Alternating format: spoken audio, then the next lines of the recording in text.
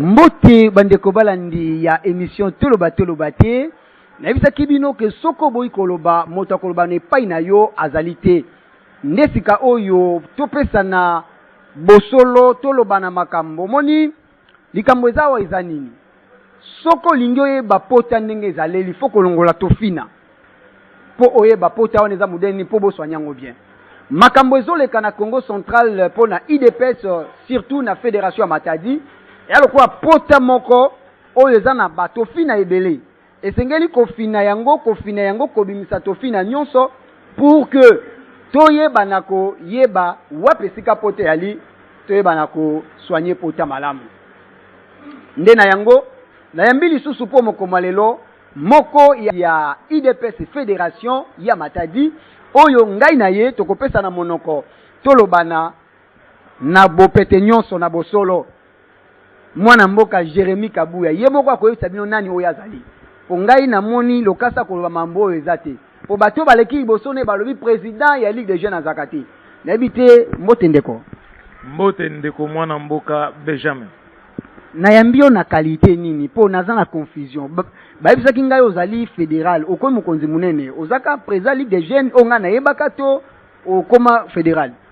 Le patron numéro 1 à jeunesse c'est M. Jérémy Kabuya do moninga du début jusqu'à la fin na tikali komatate ou kitate na zaka place na ngati du début jusqu'à la fin otika na komatate ko koma pe fédéralité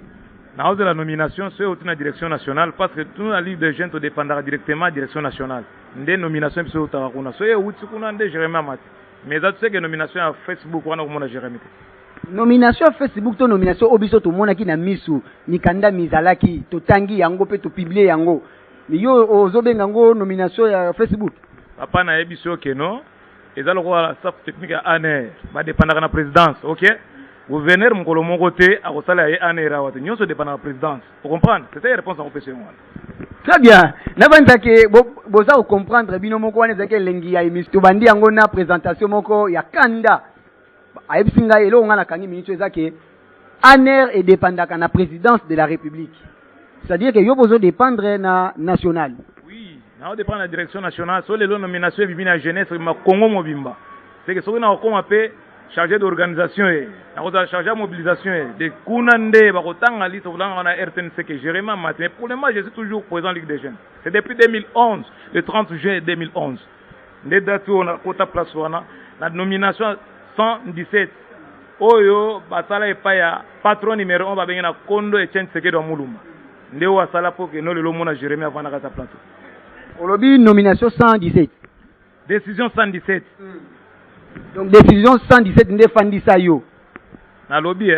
ce que yamba ba tombonzi na kata numéro na kata bureau na yo, yebisaka bango très bien. Besa bango histoire à partie. Tout en respect mingi na ba fédéraux, na fédéral comprendre. Le sozo poser mon question, il faut ba parcours na so yebi parcours te. C'est aux amona de PST. Na yebiso depuis décision 117. Vous comprendre yango ndenge ozomona na bana kata pouvoir na ba fédéraux tout tozana banga na décision na mokolo bako changer décision peut-être mokolo na congrès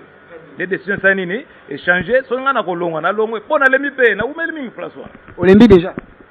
mais na travail mingi olembi nini mafinga ya bato to olembi na ko yebiso loko moko vrai papa ko za l'égoïste comprendre na vandi na mandat wana pendant l'opposition na sali 11 ans Hollandi na kata jeunesse mais na minute to ko loba na bino awa na komona posa pena tika pe mususu personne a remplacer nde mona keno gouvernement zu makala mingi te mais vous a remise et reprise est-ce ngai na ko sala remise et reprise na nani émission na biso e bandi awa malgré bandi na show makasi émission bandaka na ndenge na yango oya lelo e bandeli nde boye na bité na benga yo kamikaze po na munu na basokoto ya teni ya oyo bandeko ba otambola na fachi mikolo oyo na benga onani na ko yebisa eloko moko mwana mboka Benjamin nazake na kina souci penda mingi na mwa passe na mutema nanga na komona make babundisinga na mwana mboka fédéral Nkodi Ambete asalinga appel moko boye vendredi passe avant que nkamba nous faisons la politique partout lui de pes eza parti bané Congo te eza parti ba Luba te eza bangala te ba Swahili eza parti national mais toko bunda tozaki dans les bons. Mais mandat est fachi en 2019. Jérémy comme non originaire. Les lots pesa message na bana mboka o ya Congo central parce que mon premier vice-président aza mwana cataracte deuxième vice aza mutu nani ya nani comment dire ya bayombe vous comprendre troisième ezaka bino na bino dona kabola te mais oyo ezosala biso motema pasi lelo Jérémy tamzaki na opposition azokangama na kota bakasho wana azaki fils du pays mais tangu pouvoir eye et comité non originaire na kota olobi otangi komba président Kodiambete ozaki menacé nalaki menacé ye moko ayebi menace yango ndeni omoni tovandaki na biso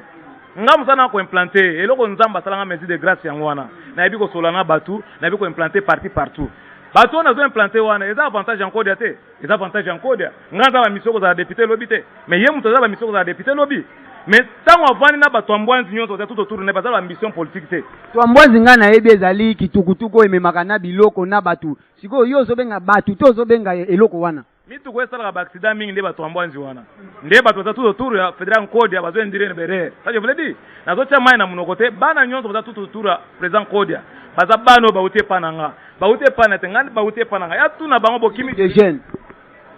ngana kotanya lona bakombo Olandi c'est moi le patron numéro 1 jeunesse depuis 2011 30 juillet tina yeko nommé nani Papi Vanga yenda zaki secrétaire na bamemelinga na fédéral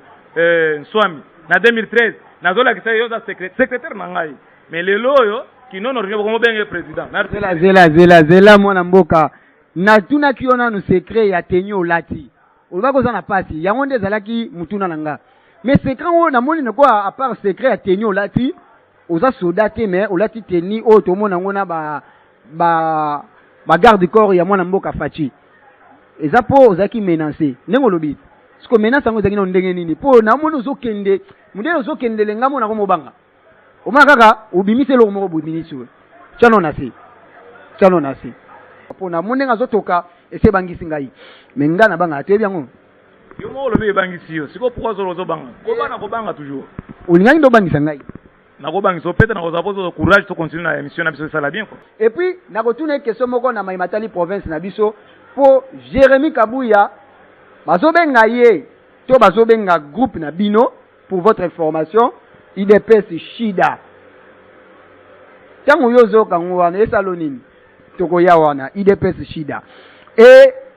gouvernement na yebisa bino ese bimaki bolukaki gouvernement ya Union Sacrée gouvernement ese bimi ba pesi félicitations na mwana mboka honorable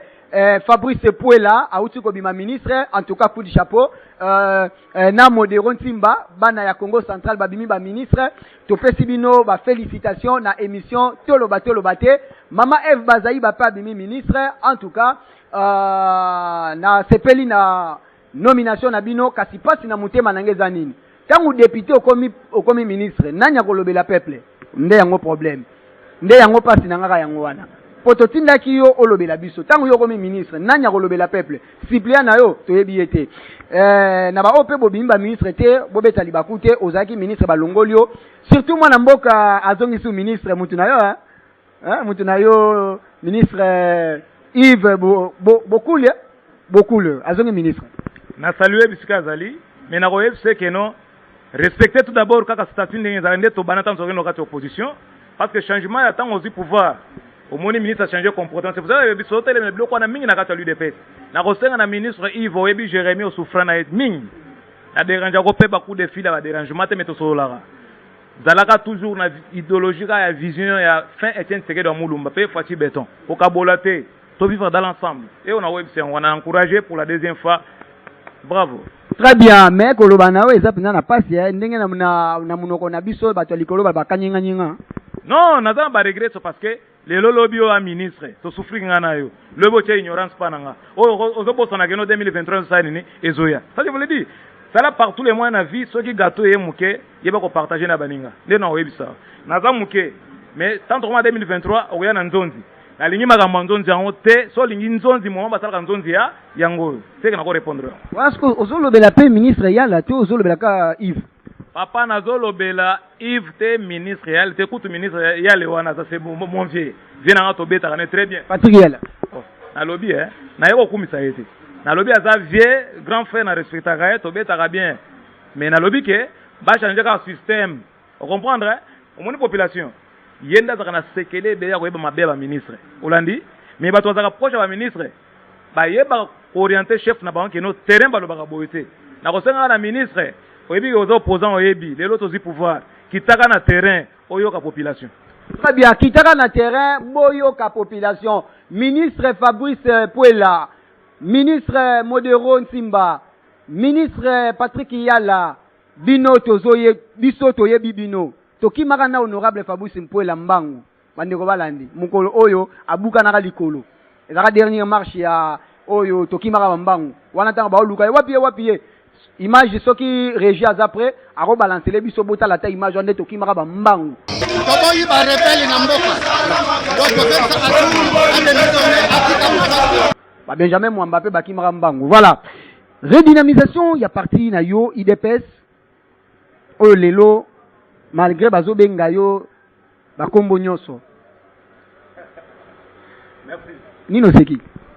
Nalobi merci. Moi na nzambe pe babenge bakombo tout mais yaka na lipamboli. Très bien. Redynamisation. Tangu ide wane bimaki ba redynamiser parti IDPS ba changer surtout ndeko moko alobaki afandaki awa. Alobaki batala ba cartouche yo e bande ko beta sou bien te lokola bino. Hein? Au comité tellement au vieillir. Ba longolo ba chompanzi ozoboya ponani. Na ko yebise loko moko ko négliger kokote. Et qu'on néglige pe jeunesse te. Oyebi ke na 2011 kuduraka songo na mwana mboka la mer mende o malanga. Balobaka nini? Baza na ambition te. Vous comprenez? Toke na ba élection 2011 biso za 5 chantiers. Olandi? Bango baza na eloko bakoloba na peuple nini? Mutu apesa réponse ki jeune to zaki koko. C'est fin chaîne c'est que le mulu manda apesa réponse que non le peuple d'abord. Et tika lelo na histoire. Olandi? C'est ce qu'on a besoin de répondre par rapport à Koloba. Qu'on néglige la vie parce que on peut pas voter. Ceux qui moutou à na plateau, papa n'a pas dit ce lokomoko, il faut un contrôle avant l'oba. Ils ont négligé Koko. Mais il va voter non? Quand on que les jeunes de mutaokende, qu'on vote non. Biso nyonso na ba Koko ata mlanzete. Ndeto mona mère moko yana ite comme oh muso sa tata ina ya impu. Olandi? Aluka Tshisekedi. Mais quand on dit la jeunesse, biso ça pour la visibilité. Mais surtout qu'il y a une vision politique, qu'on néglige pas de quoi la bibliothèque, le quoi ancien fédéral. Non, qu'on néglige. C'est bon côté. Il faut faire c'est bon, parce que père oyo, pas une expérience politique. Mais na siko biso ba na to botama, il faut dans l'idéologie na ba on a comme manqué fédéral monter na plateau. Mais sauf que na côté le mende système. Vous comprenez hein? C'est ça la réponse en peut wana. Voilà, mais siko yo ba isa ngai. Na nomination oyo bengi ya Facebook. Ba matisa kiyo. Ukomi nani kutu bachaki yo? Papa yo moko ndo zolo. Bachaki yo nani? Yo nde olobia. Zo solo la yo bachaki yo nani? Yo nde ozobeta ngamisi. Yo yebisa bachenga nani? Nani yebi yango te? Mais nana yo kaki. Bachaki yo chargé en mobilisation. Papa nalobi c'est que bachaki yo chargé en mobilisation. Je suis toujours présent jeunesse. Vous comprendrez? Yo kana yebisa na auto ko yebisa très bien. Papa omoni mboko yo bato babomi yango baza kuluna te. Vrai kuluna les intello. Vous comprenez? Lokola ba donation Kachala. Yo kana yebisa biboye. Muto zotanga nga mais c'est donation Kachala na ancien communicateur à l'UDPS. Intellectuel mais s'il te plaît. Azo boma UDPS. Ma ben na ye na ko yebisa yo pour le moment ezande vérité les trou. Ba vitesse à vérité yango moni pa moni ma ben ndenge moko beba petit Jérémie Adimi. Vous comprenez? Mais ngana ko sengo loko moko. Soki mon vieux abanga nzambe nani vie nini tanga kako awa toloba te vie nini ton vie nini yo ko imposer nga te pona banga te natangi pe bakombo na zoya awa toloba te nalobi mon vieux nkodia olaninga bien ukomi s'il te plaît na qu'est-ce que toujours mon vieux nkodia soka yokela nga conseil na pesa kae avant que na benda na pembe na e vieux chango na mutu ke 2023 ba voix penza yo ramena manoka na loba ke ndima ko zala moto pamba na vie koyoka biokela mwanza te voir même bana nyonso baza sentir na yenyo sona pasa bana wote pananga otani mutu wa Oscar otani mutu wa Levi otani mutu kwa nani oyo mwana boko mese première vice deuxième vice protocole nanga wana nini wana oyebi kendo tuna premier vice wa mwasa zanani kendo tuna c'est mon protocole mais lelo zo ebisanga que non c'est lui le do comme chef ya Jérémie a uti pepe de 2 jours s'il te plaît mutu kwa Oscar to sali na affrontement en 2018 mais c'est Levi ngana okate suki na salon na ngai Levini kalala non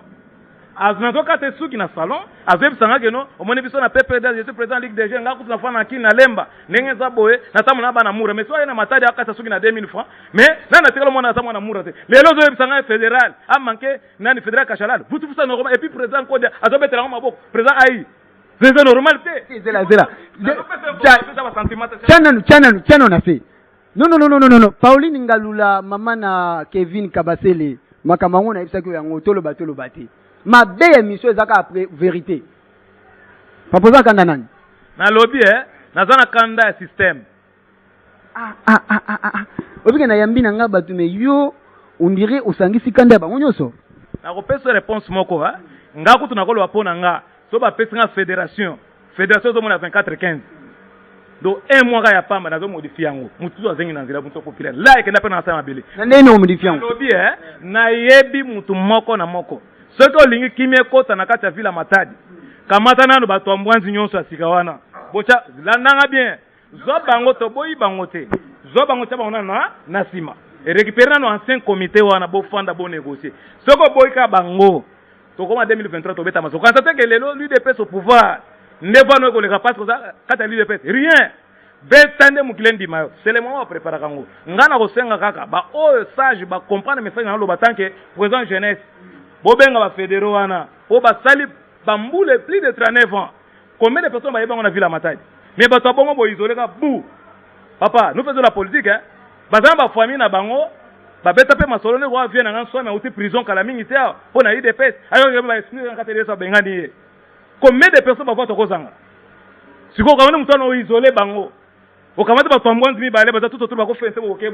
okebo c'est ça na otali so keno na yebi IDPS ya vila Matadi okolo belanga eloko moto so lingwe ba force jamais bandana mwanda ti Kazangulu tango mwa Jérémy ba yebisa yo très bien mais elo moko to lobawa e betinga ta na cerveau mais na ngaka o pesa nga guna ngosusu po biloko ya kitoko balia ka mingi oyebi yango olobi mutu moko boy obande ko kate suki na salon na yo azalaki fédéral ya PPRD président Ligue des Jeunes à PPRD voilà soka ye awa ozoka te suki na 2000 francs ako futanga mbongo monsieur Levi Kalala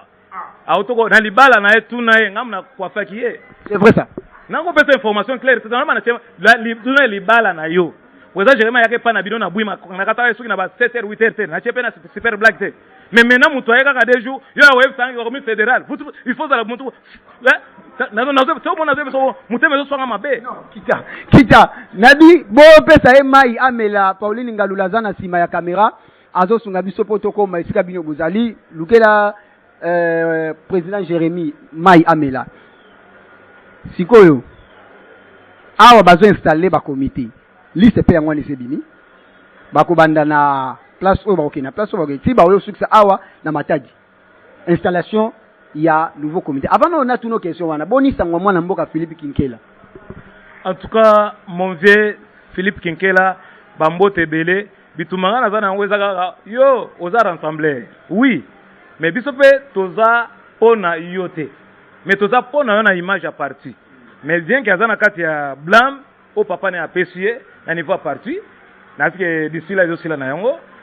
arrivé à mwana mboka Augustin Kabuya le patrimoine leader oya Simba Jérémy tobeta ka peke ngata mnoka chabale e bani déjà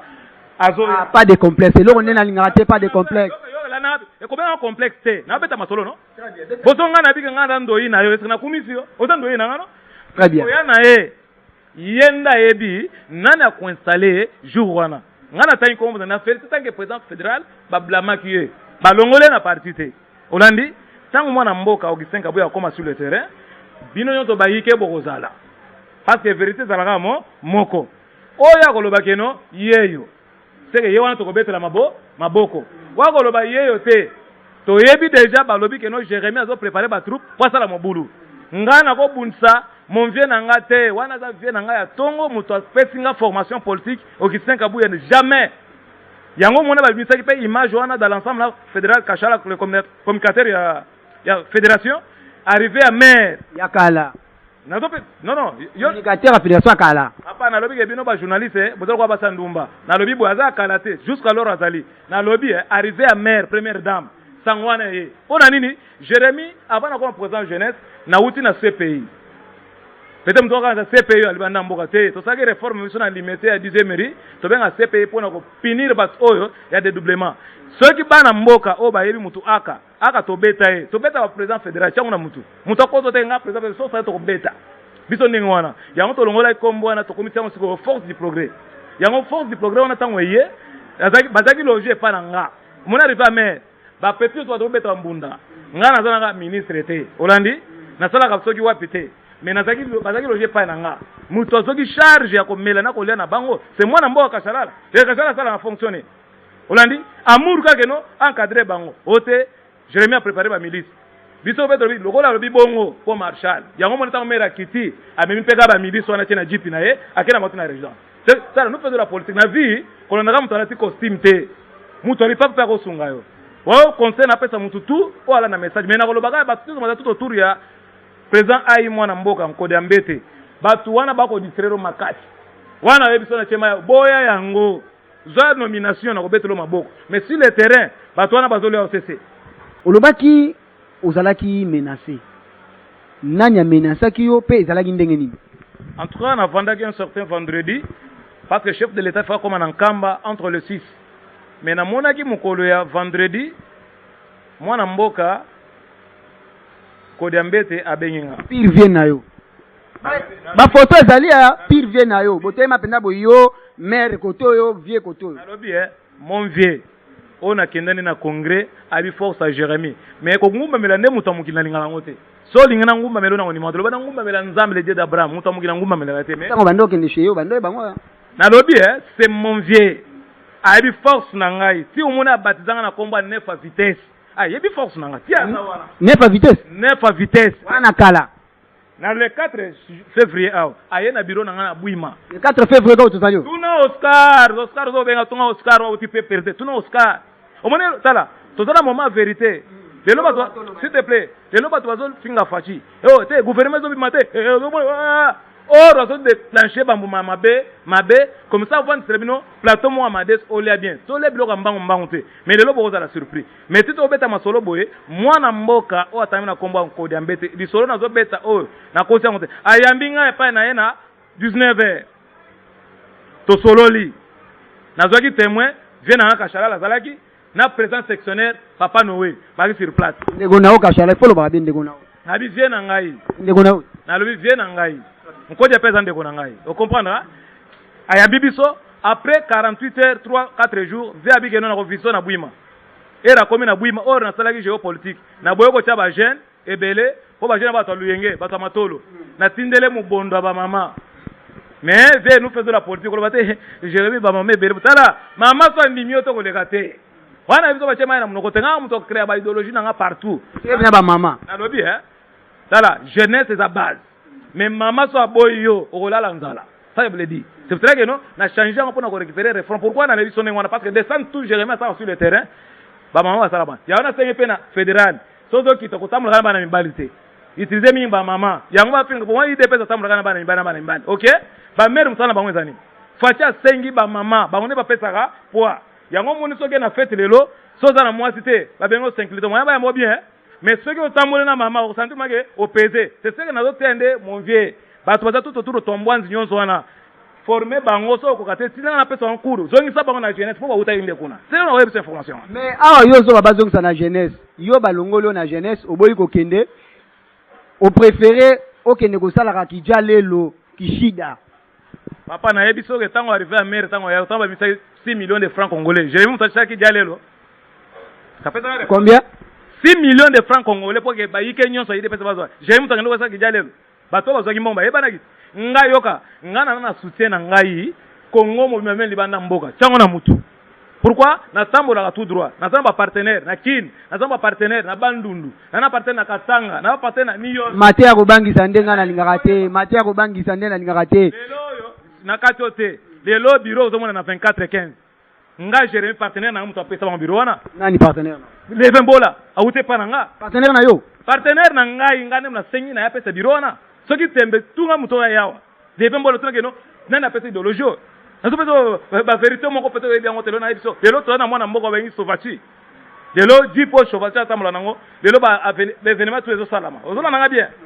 chauffage ou te pas nangai mais le on peut mettre en code Olandi c'est mon vieux baza partenaire ba utaka toujours na jeunesse donc Jérémy Kabuya Kakafuka na sale belé na kata parti na za adversaire te na zo ebisa siko bongo papi Vwamba ba na lobby ba to mbwanzi nyonso zo tangela ngawana mutoto wa net papi oyo na yambie na 2013 ba yena fédéral Nswami mais c'est bon on avait pas na likukumate vous comprendre voilà c'est comme ça tout le bateau voyez ba pesinga na maboko avant que na zoye eza ancien fédéral mototo kufa ya Lubumbashi na koma mwana mboka tabu tukunabo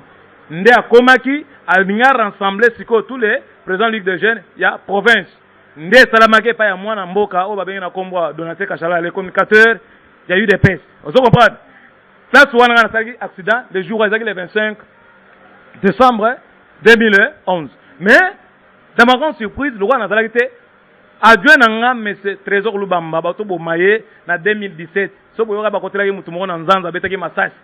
nde vice nanga yowana mais lelo to beta masolo mon frère ndeko wana kufi idepese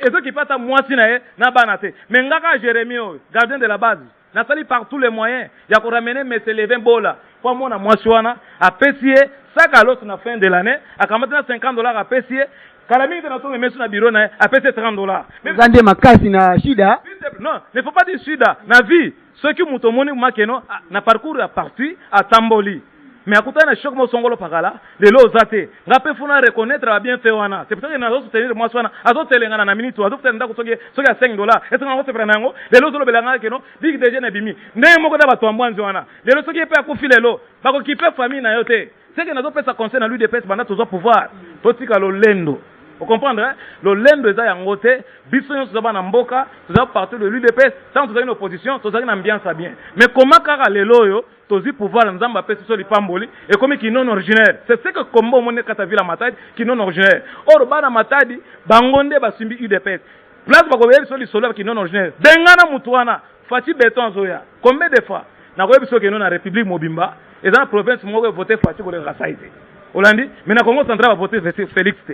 mais Félix abi non ba votaki mais mingi te landa onga na ngamu sur le terrain so ba voter te OK mais maintenant siko Fati abi non histoire mboka uta na Congo central vous comprendre peut-être butu na bato ba web sabino yango c'est moni Fati abi non il faut que longola be kifo kana mutu Congolais ba keno ozala muswahili mungala muluba puisque nous avons fils du pays mais ceux qui lelo na zepa na yo de moi non so za mukongo na ko bala ete bolinginde tribalisme makasi yo na ve na okashalala ataza wate me totanga kombo na ye bolingi tribalisme makasi bozobeta mabe bozobebisa fédération Matadi ndeko moko na yambaki awa afande ka place yo fandi abisinga na ba fédération nyonso ya IDPS kaka ma Congo central nde ba non originel bazali na kati ya fédération bino bofongoleli province ya Batumis mais pas na bino kuna na balikolo bozaka bino na bino est-ce que c'est normal na ebisio awa ne bandeli très bien que non ndeko wana sa kotata bato so akota bato akendata bandundu akendata Kisangani akuta pe bandeko na epe kuna baloba Kikongo bata kuna ebele mais loko na webiso kaka moko na vie fo ba kotambola Olandi naza na vie mo benga Pablo Mambweni aza muyombe Olanda abala mwasa Kisangani na tonga ndako 3 niveaux Olandi mais na mito beta masolo député national malgré la muyombe muyombe non eza ba tribu mususu e ponaka bikolo te dona minito soki net na Kasai ba ponaka tribu te ke na ko bala kande kona comportement na yo yango bazana ngo besoin oke na bandundu tribu mo yeba pona yango eza te pona viva kota na kana Lubumbashi bolingo yanga na yo etali mutu mususu te oke Kisangani memema oke Goma memema kaka na Congo central ndeko mba non originaire mais quand on dit que non province na biso oui yebisa mutu wana la kisanga province wa likolo yo kenda balinga ba non originaire te aya témoignage c'est clair voilà merci beaucoup mwana mboka Jérémy Kabuya kasi elo mo ezo sanga pasi eza nini lelo yo IDPS fédération ya Matadi boko yokana te ata na ndinga ndoto bofandisa masolo boyokana ndoto eza bien eza ndoto alukutana ndoto solo mais vrai ndoto moi au ténèbre lumière na ténèbre bala na raté tokutana na moi to beta na ba vérité po kimie kota na kata fédération matadi vérité nini mais yokate nazoloba nzamba azoka ngai soki kimie kokota na kata ville matadi général azoya bisila ndenge moko témoignage bazoko ya ko implanter fédéral Nkodia na boyo na ngango te na peso félicitations ngana lobi teke bako installer ye zonga maloba nono oyo bazoya kofandisa ye yango toloba no nazoli zongela oyo lobi na nga bandeko bozolanda biso malamu makambo ya zoloba na onga na zoloba alinga defisanga mamu na ye na lobi kokanisa te so na lobi kuna bakabelo $100 so 50 suse nazoyebi so ba vérité par rapport oyo lobeli nga na lobi boye soki bakofandisa ye olandi na betele o maboko mais a changer système nini oyo ifa changer azongisa yo apesanga mosala ntango tobeta biso azongisa yo alongolanga na parti aza na droit kolongola na parti te mais liste bimaki déjà que yo aussi comme fédéral tika jeunesse papa ebimi na décision nini ya mwana mboka ad intérim président na bino Jean-Marc Kabunda na lobby na décision nini nde question na tunio yo Jean-Marc Kabunda yo kutu ndo za mieux placé ke ngai yo tu zo poser nga question wana obi ke ebimi gouvernement ebimi ebimi na décision no Tshisekedi nda lobby abimi liso na tanga décision na nini yo lingo baké utanga kité omona kipete mwana mboka Jean-Marc Kabunda aza parmi ba défenseur ya kondo Tshisekedi wa mulumba bino tu boza proche na ye parce que aza empêché ba biso tu na lobby yo poza na ye na lobby ba toza proche biso ba éclairer ba yike toza musika na ba province mais ba to apusa na pembe na ye mingi bazala nde souple kolobela ye ba vérité parce que na minute oyo boko inisa mwana mboka Jean-Marc Kabunda pour rien or bo pesa information mukonzi mususu bino boke pesa mususu po aza na mbongo te trafic d'influence futaka te oui na ko pesa mbongo oui bien sûr bo soto komi na 2023 ozuite ba kofinga nani yo pe ba matisio déjà posté ondimika ko tika ka président et ligue des jeunes olizo lukanini kuna na kati est-ce que na munoko na yo olandaki Jean-Marc Kabunda cité que Jérémy chargé à mobilisation ou bien Augustin Kabunda Jérémy na nommé chargé à mobilisation kaka na nomination mina Facebook ya bato ambwanzi oyo ndozo tangelanga yo kana yebisa yo na munoko wa secrétaire général Augustin Kabuya mwana mboka o sala face na Kabila ko yebisa keno soki élection oyo et mais ko échapper biso to beta lisolo mususu effectivement lelo il dépend au pouvoir alors bon clairement na vérité na chema na munoko te o nazo beta eza po yo sali ni oyoka ekota na mutu ni sali ni efanda sana obeta lisolo na bana mboka po sali ni bayoka onga na oloba na minute concernant lisolo zo betelanga ya nomination wana vrai faux yeta ngale na TV atangela bino Philippe Kinkela Mvula Mwinde président fédéral ataki kombo Jérémy mais liste ezaki moulayi quand même liste ezalaki moulayi s'il te plaît là nanga bien alekaki na liste ya ba président fédéral ya Congo mobima nde liste yango wana soki liste ya comité fédéral de ngenge na bibliothèque bongo ndene nini ndeko olobaki azaki protocole na yo ndeko olobaki azo se retrouver bon ngana za non originaire faut yebango c'est pour ça na yebiso que non non originaire aux avantages qu'on a tous mais ça originaire c'est mien ya on appelle réponse que non bato votaka mingi ba non originaire toloba te mais yo olingo loba te ba fédéral oyo ba non originaire baza kuna na kati bazo mérité te oyebi okozwa mutuloko oyebi solo mutuloko ancien premier ministre ndeko na biso Sami Badibanga olandi akotana na kasha IDPS no Kabila masqué omoni oyo IDPS yeyo mais na kati de sa monaki nini tijemu voilà na banza ke bozo comprendre biso lelo au Congo central ezali na deux ministres ya ba membre ya IDPS batuna bino est-ce que tu peux parler na gestion ya malam to baye kokota na kati ya gestion malamu na kosenga bato bakendaka na babiro ba ministre wana invité bango ba pese ngana koloba te ngana to ebiso keno problème tozana yango awa ndenga oyambaki mwana mboka kashalala awa bikeno likambaki non origine des oboma ba ministre to wana baza ya biso mbote na bino nyonso ba bravo yango na pesi bino bozo pe force ya kokuluka siko ba non originaire po tozana kati ya mboka biso to ngape manifestation nyonso tutya ko betela ko maboko lingape ofanda pe na biso boyeba nini ezolaka kati ya parti OK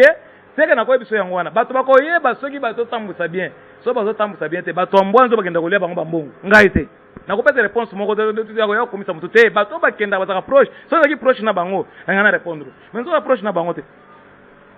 obetelenga lisolo moko awa olobaki yo ozali koko otangelenga bakombo balievin bola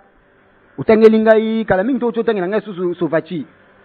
ke bango nyonso bauti kati na yo nakoyebisa yo na chema na munoko te okozala mwana muke nde balobaki mwana muke abetaka mbunda bakoloba sala nini munoko mukolo pe lumbaka solo me betaka lisano ya kitoko olandi mutu lokola mwana mboka kodefa patron ya sovachi ngai koko na ye ngai nde aye kosadere pana na dokima epai nanga na biro ye nde mutema munene na ye président Jérémy en tout cas nde nazweli bino biro awa il faut siko tosunga pe fédération wana ba fédéral ba innocent bayebaka moyeleka te po mosala jeunesse yango wana okola jeunesse nini ba mutualité nyonso tu il faut tende kutana na bantu tant tokozwa relation tosangisi yango tomemi na fédération sikoyo ko molingo koma jeunesse ngana lobaki te koma na 70 ans 60 ans ou soit songa na 30 ans au continuer mu vango jeunesse mutane obo petiso yango wana so na zui charge na moneke muto a sérieux kutana papa nanga je suis obligé ko memer sur papa que ye mais yo taka mongo sauter premier papa carrière no évident to tambola bazo mono zéro donc muto na pa mono ga tina te donc yonde mutu oyana bango lievin bola c'est mon vieux que je continue à respecter OK mais ngam na memiye avant ba banyata na fédération wana ba uti na jeunesse olandi nde bango ka sengete photo sunga pe fédération biro zo bana kiamfu kuna studio mukeboye olandi ndo moni boro wana zande non originaire mais bato basali yango bato ba originaire c'est pas non originaire même ba uti pananga de l'eau fédéral ko wana en tout cas félicitations à Codefa le lo Codefa mutu ko ngana kenda osoma na mwasi na yo mais le lo ba muso ko modona na yango okozango banani na lobi fédéral ko dia mutu ko zo mata wana mungamu na ndo osomba ngo $17,000 na mwasi na evie na kolwezi mais kasa lwana aza mkongo meza muluba no mais tukuta nto solaka mais achola ko dia te achola ngate mais asenga ke na zo nka bu moko ezala mais so na zo tsaki balu zo esprit mabe nga ko zeka jo chama vie yete mais azoka ngama naye mais tokuta na nzela to pesa ba mbote vie ko defa poza Jérémy poza zo kene bien ngabi ezo na désordre mais yo zala kaka na ye nous faisons la politique oui on a un partenaire non je n'ai bien sûr mais sur le terrain le sambo na ngeza nde UDPS na 2023 okotama na mutuka bien sûr mais terrain so bazolo belo mabe on va to vota ba sheko zo mona tina te na ba mo ba te ka matembele bango nde tosolaka na bango yani akesala kisalo ve yani yo yebite tambola na kare mais ngata nke mwana mboka na tambola pieto makolo partout moto yango mona biso keno appelle mwana mboka nkoja to benga nga ba menacer nga mena opeso remerciement nani ba menacer ki na lobby na peso remerciement mingi appel na yo ya ko menacer ke nga na sale trouble na mongo na sale trouble na kinduku parce que na za non originaire obi ozotufuna nga na ANR na la police ba retenga yango mona peso félicitations na batu oyo tindi ngai ba menacer na 22h so tali moto na ngai za libanda wana babuki na des rétroviseurs na ba 22h na journée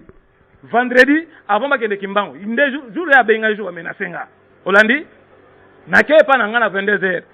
ba menacer nga na butu na depine na bwima olandi yo zo banga ba fédéral tenga ba fédéral ba ngapa na za fédéral oh yo na moto obike to ko botolo moto menace bandi plus one o atini ga ben na chance ba petit moi wewa ba ye président bazo menacer président na ba menace wana to ko ngaki na pota na lokolo na kwei batinga na moto retrouver ça na elongwe batu wana bakimi na kepa na ngana sokoli mai na lali lobi na tongo 6h mazo bisanga keno na moni batu nkodi ya baya 4 bayo koluka yo olandi eza déjà menace vous comprenez pour politique yako luka ngana bureau jeunesse okenuka pa na ngate eza déjà rando mwana mboka mutabenga kiyo awa olobaki akenda ayaki na bureau na yo abenga to kutusu nani abenga nga 9 ya vitesse mais ko za hypocrisie toloba te menace bisayo ce que ça bongo te abenga le 4 9 à vitesse na ba yike nyonso na bango na ba hota na ba Oscar wana bazo filmer tia lobike o na benga 9 à vitesse nzamba zo ka ilela elete na yeni kima kama kamotale ma moyen UNPP pour que les jeunes tout o ba yebi ba komaki ba kombo na bango po ke ndozwa travaux na kato ya UNPP ya formation na ebisaki bino tout bokitaka déjà boleka déjà na bureau jeunesse bokuta na ba planifier bino bokeno kupanda parce que baninga déjà bandaki déjà bazo benga ba mususu na kata ba téléphone ezo le rasuste c'est cela ba oyo ba kolanda message oyo ça baninga nyonso ba identifier ki bango bokita na INPP bokeno kozwa niveau formation gratuitement de tosola kina bino. Voilà, to silisi awa bandeko balandi mais oui nano ekozanga te. Oui ou non entre Philippe Kinkela na Kodiambete mutu akozala installer ezali Kodiambete. Oui ou non entre fédéral Kinkela na AI Monsieur Kodiambete, réponse secrétaire général Augustin Kabouya. Oui ou non IDPS a contribué na kati ya gestion ya Congo central. Oui ou non ou pas etalingate. Voilà, oui ou non yo balongolo déjà président ya Ligue des jeunes ba Matiso grade Mozoboya. Oui ou non nayoka secrétaire général ba misi nouveau nomination. Oui ou non n'accepter. Très bien. Merci beaucoup bandeko balandi na banzaki bo comprendre moi na mboka Jérémy Kabouya. Bolande émission na bino KMB télévision na chaîne na bino kitoko YouTube émission tolo baté toko ya na ba numéro mususu kasi ozape favorable ya boyoka na bino na kati ya fédération. Oui ou non na ko préférer na yoko na muto ba nzambe. Oui ou non so ba nzambe tano yoko na yote. Très bien, merci beaucoup. Ça n'est fini pour aujourd'hui. Merci à celui qui était derrière les caméras. Il s'appelle Simon Mboyo, à Pauline Ngalula, maman à Kevin Kabasele. Et surtout, portez-vous bien. On se rencontre à un nouveau numéro. Et quant à moi, je vous dis merci beaucoup. Malgré les Lozanaga. Hein. Boxe bandi. Très bien, merci. Au revoir. Au revoir. Et puis, Tokutani, Nami Koluzalikoya.